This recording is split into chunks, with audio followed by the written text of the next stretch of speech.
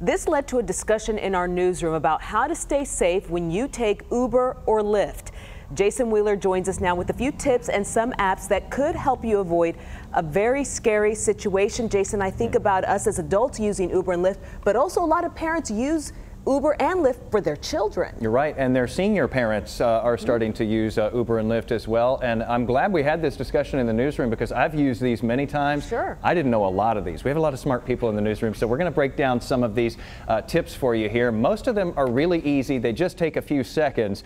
Number one, and this one I do, make sure that the car and the license plate match what it says on the app when you ask for a ride. If that doesn't match, you don't get in that car. Also, you want to make sure to snap a picture of the car and the license plate, or you can just screenshot your ride screen there and send it to a family member or a friend so that they know who the driver and the car that you're in is as well. Also, when you look at your past trips, that will store the driver and car info there too. Now, many people suggest that you actually call a friend while you're riding, or you can use the pool feature if you're out later on in the evening so there are more people in the car with you. Now, if you're going home, I hadn't thought about this before, think about setting a nearby location, maybe a restaurant, maybe a bar. If you don't have one of those near you, maybe just set a street corner that's near you as your destination. That way, the driver doesn't know where you live.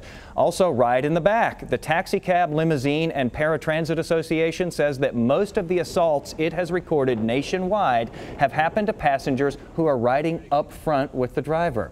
Now, there are also a few apps that can help you here, and one that we keep seeing over and over again is SafeTrek. This one's simple to use. If you feel unsafe, you hold down a button in the middle of that app until you're home safe. You just keep your thumb on it. Now, if you release for any reason, it will call the police unless you punch in a PIN number that you pick within a certain number of seconds.